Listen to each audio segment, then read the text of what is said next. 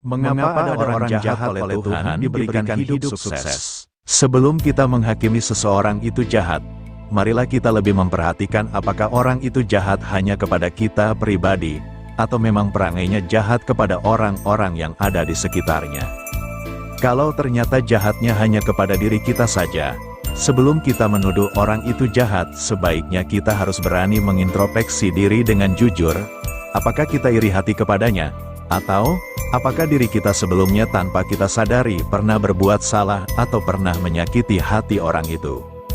Apabila ternyata kita pernah berbuat salah, segeralah meminta maaf karena setelah itu biasanya sikap jahatnya akan berubah menjadi kebaikan, dan permusuhan akan berubah menjadi persahabatan.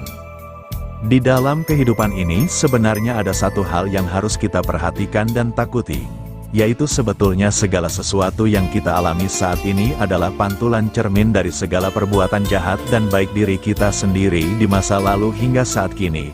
Hanya sayangnya, kebanyakan yang orang ingat adalah perbuatan baik yang pernah ia perbuat saja, sedangkan perbuatan salah, jahat dan dosa sebagian besar sudah terlupakan, sehingga akibatnya tidak pernah ada pertobatan sampai terbawa mati. Lalu apakah perbedaan salah, jahat dan dosa? Secara mudahnya dapat kita kelompokkan sebagai berikut. Perbuatan salah terbagi dua macam sifat. Pertama, perbuatan salah yang tidak berdosa.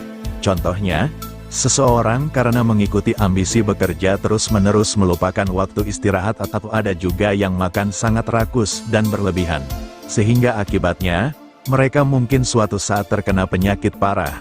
Dalam kasus ini orang itu salah mengikuti keinginan hati, tetapi tidak dosa, karena tidak melanggar larangan Tuhan.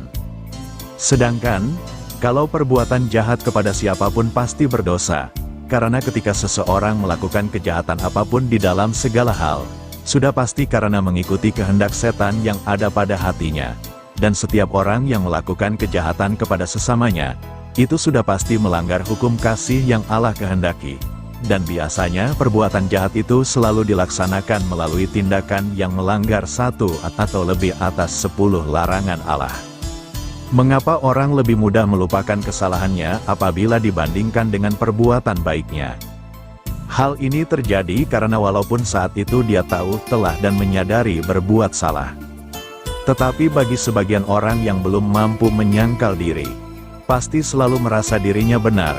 Maka atas kesalahan yang diperbuatnya dia berusaha mencari dalih penyebab dari perbuatan salahnya, atau mencari pihak lain yang bisa dipersalahkan. Lalu setelah menemukan dalih penyebab dia berbuat salah, penyebab itulah kemudian dijadikan alasan untuk menghapus rasa bersalah pada dirinya, sehingga dalam waktu singkat orang itu merasa tidak bersalah lagi karena beranggapan kalau tidak ada penyebabnya pasti dirinya tidak akan berbuat salah. Maka menurut pemikirannya bahwa yang salah adalah penyebabnya, sedangkan dirinya hanya korban dari penyebab itu. Dan kalau suatu saat dia mendapat imbas dari perbuatan salahnya, sebagian besar orang seperti itu tidak akan mengingat dan merasa pernah berbuat salah, lalu dengan mudahnya menuduh bahwa penderitaan yang saat ini menimpa dirinya semata-mata murni adalah cobaan dari Tuhan.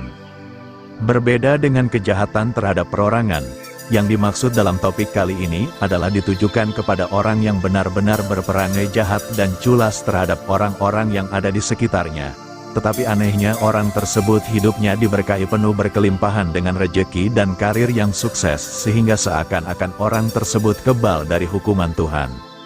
Sebenarnya atas kejadian seperti ini, hal yang mudah kita pahami apabila kita mengingat kembali kisah perjalanan Nabi Musa membawa bangsa Israel keluar dari Mesir, hingga sampai ke tanah perjanjian. Ketika bangsa Israel selalu menang dalam pertempuran, mereka banyak yang bermegah diri atas kemenangannya dan merasa kemenangannya itu adalah jasa perjuangan mereka, dan mereka pun merasa sebabnya Tuhan memberi kemenangan karena mereka adalah orang-orang yang berkelakuan baik dan benar. Sehingga saat itu Musa menegur mereka, bukan karena jasa-jasamu atau karena kebenaran hatimu engkau masuk menduduki negeri mereka, tetapi karena kefasikan bangsa-bangsa itulah Tuhan, Allahmu, menghalau mereka dari hadapanmu, dan supaya Tuhan menepati janji yang diikrarkannya dengan sumpah kepada nenek moyangmu, yakni Abraham, Ishak dan Yakub. Jadi ketahuilah, bahwa bukan karena jasa-jasamu, Tuhan Allahmu, memberikan kepadamu negeri yang baik itu untuk diduduki. Sesungguhnya, engkau bangsa yang tegar tengkuk. Marilah kita renungkan berdasarkan logika. Apabila ayat ini kita sinkronkan ke dalam kehidupan masa kini, ayat ini dapat merupakan pula acuan bahwa, kalau dahulu sikap Tuhan bisa memanfaatkan tangan orang-orang yang kurang disukainya untuk mendapat kemenangan demi ikrarnya kepada Abraham, Ishak dan Yakub, maka mungkin saja apabila saat kini pun Tuhan sedang memanfaatkan tangan orang-orang yang Dia tidak senangi itu demi menolong dan membahagiakan orang-orang baik yang ada di sekitarnya, atau orang-orang yang harus menjadi tanggung jawabnya, seperti istri atau suaminya, anak-anaknya, orang tuanya, karyawannya, dan pihak lain yang ingin Tuhan berkati melalui dirinya. Selain perihal mengapa orang jahat diizinkan mengalami kesuksesan, mungkin ada juga pertanyaan mengapa oleh Tuhan orang jahat dan kaya itu tidak dihancurkan agar dia tidak dapat mempergunakan kekayaannya untuk berbuat jahat lagi. Untuk jawaban ini, sebenarnya contoh jawabannya telah ada dalam Alkitab.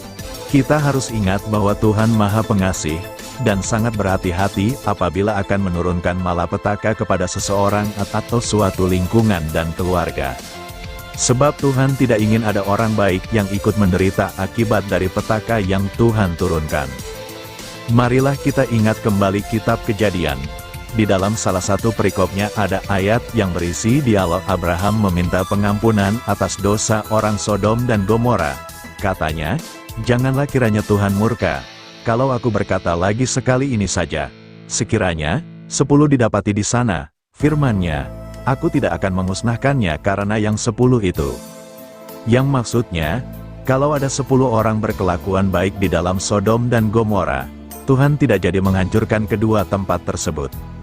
Di saat kini pun janji Tuhan itu masih berlaku bahwa, apabila di dalam suatu keluarga atau suatu kelompok besar orang, di dalamnya masih ada orang-orang baik, maka demi orang baik tersebut Tuhan tidak akan menghancurkan keluarga tersebut. Lalu apakah benar orang yang jahat yang dijadikan Tuhan sebagai penyalur berkat benar-benar bahagia seperti dugaan orang-orang yang melihatnya? Sebenarnya bagi orang itu sendiri keberhasilan hanya kebahagiaan sementara di dalam perjalanan hidup dan selanjutnya tergantung pada dirinya sendiri. Apabila orang itu bisa bersyukur dan berkelakuan baik atas keberhasilan yang Tuhan titipkan kepadanya, maka dia akan merasa bahagia. Tetapi apabila dia tidak dapat bersyukur seperti sebagian orang Israel sehingga mengharapkan kebahagiaan lain dari menyembah berhala, atau dia rela membiarkan dirinya diperbudak oleh ambisi dan ingin selalu menjadi yang tertinggi, akibatnya selama hidupnya dia tidak akan mungkin mempunyai batas kapan dia akan memulai menikmati kebahagiaan. Orang itu selamanya akan menderita dan selalu ketakutan dirinya terkalahkan oleh orang lain. Dari kedua sikap kebijaksanaan Tuhan ini, hendaknya orang menjadi sadar, bagi orang yang kelakuannya jahat atau baik, janganlah karena kesuksesan yang diberikan Tuhan lalu jadi merasa dirinya pribadi adalah anak emas Tuhan, kemudian menyalahgunakan kekuasaan dari Tuhan tersebut untuk bermegah meninggikan diri, merendahkan dan menghina orang lain serta berkelakuan semakin kejam atau semena-mena terhadap orang lain. Bahkan ketika diberi nasihat dia menjadi jumawa dan berprinsip aku ini selalu benar, kalau aku ini jahat atau salah tidak mungkin Tuhan hingga kini memberikan rejeki dan harta kekayaan yang berlimpah kepadaku. Inilah sebabnya tidak sedikit di dalam kehidupan orang yang tampaknya berhasil, sukses prestasinya dan mampu membahagiakan orang-orang di sekitarnya. Tetapi dia sendiri merasa hidupnya penuh dengan menderita karena setiap perbuatan jahat pasti akan berbuah melalui beribu macam akibat yang orang itu tidak dapat atasi dengan apa yang dia miliki. Bahkan sangat banyak orang yang tampaknya sukses dalam keduniawian selalu kesepian di tengah beribu orang teman-temannya. Dia merasa miskin dengan kasih sejati di dalam keglamoran harta. Dia telah lupa bagaimana rasanya memiliki sahabat sejati karena kesuksesan dan kekuasaan telah membuat dirinya selalu dikelilingi berjuta kepalsuan cinta. Bahkan baginya mungkin sangat sulit apabila ingin tertawa bahagia, karena tertawa yang sering dia lakukan hanyalah tertawa formalitas sebagai pelengkap kepalsuan sandiwara kehidupan. Amin. Terima kasih Tuhan, semoga Tuhan selalu membimbing langkah hidup kita.